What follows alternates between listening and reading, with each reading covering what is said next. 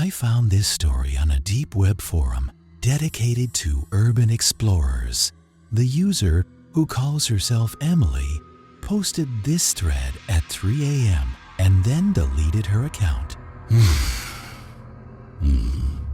She claims this happened on the New York City subway system last winter.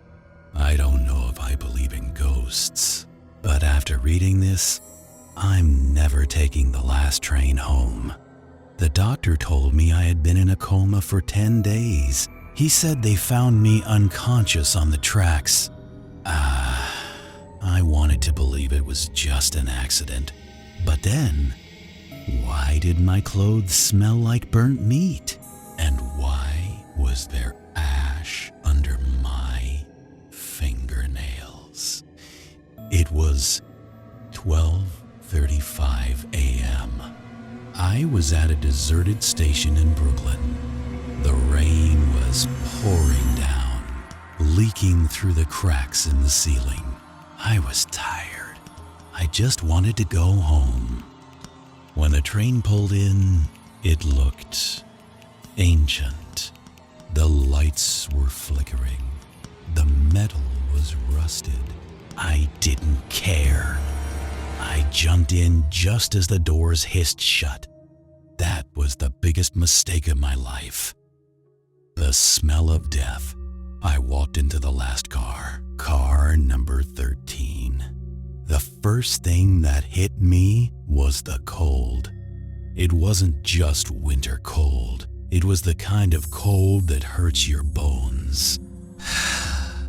There were only 3 other people in the car.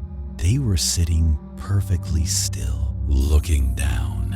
And the smell, God, the smell. It smelled like a barbecue gone wrong, like burning hair and sulfur. I sat down and tried to check my phone. Dead battery. I was thirsty, so I went to the water fountain at the back of the car. I pressed the button. At first, nothing happened. Then, thick, dark red liquid started oozing out. It was blood, and there were chunks of something clogging the drain. I screamed and jumped back. A woman sitting nearby looked up. She smiled at me, but her eyes, they were empty, like a doll's eyes. I blinked, and the sink was clean. Just water. I thought I was losing my mind. The glitch. I sat back down, shaking. Suddenly, an old man across from me spoke up. "Miss, do you have any water?" I looked at him. Half of his face was melted. The skin was dripping off his jaw like wax. I could see his teeth through his cheek. "Water," he groaned. I panicked. I grabbed my bag and ran to the door connecting to the next car. I ripped the door open and jumped through, but I didn't land in the next car. I was back at the start of car 13. The same passengers, the same smell.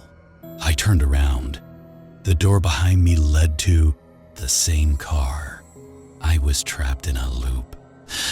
I was stuck in a metal box with things that weren't human. If you were trapped in a time loop on a moving train, would you try to jump off? Hit like if you jump. Comment help if you'd freeze. Because I was about to freeze. Suddenly, the conductor walked in. He looked normal, crisp uniform. Cap pulled low. "Ticket, please," he said. I started crying. "Sir, please." "There's a man with a melted face. The doors are looping. Let me off."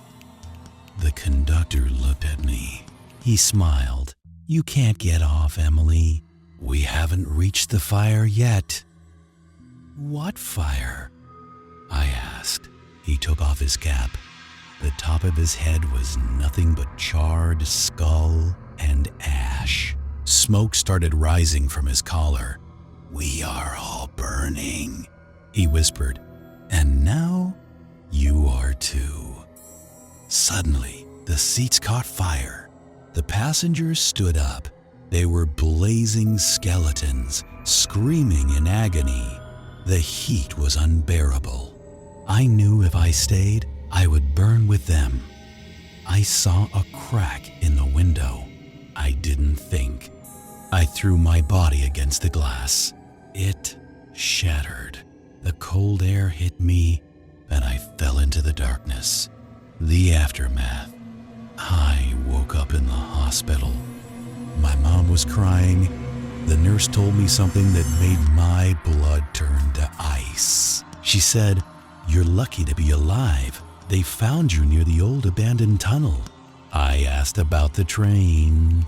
The nurse went pale. Honey, that line has been closed for 20 years. Car number 13 caught fire in 1990. Everyone inside died instantly. I got out of the hospital yesterday, but last night I heard a train whistle outside my window. I live 5 miles away from the tracks. I don't think I escaped car 13. I think it's coming back for me. I hope, guys, you enjoyed this and really enjoyed it.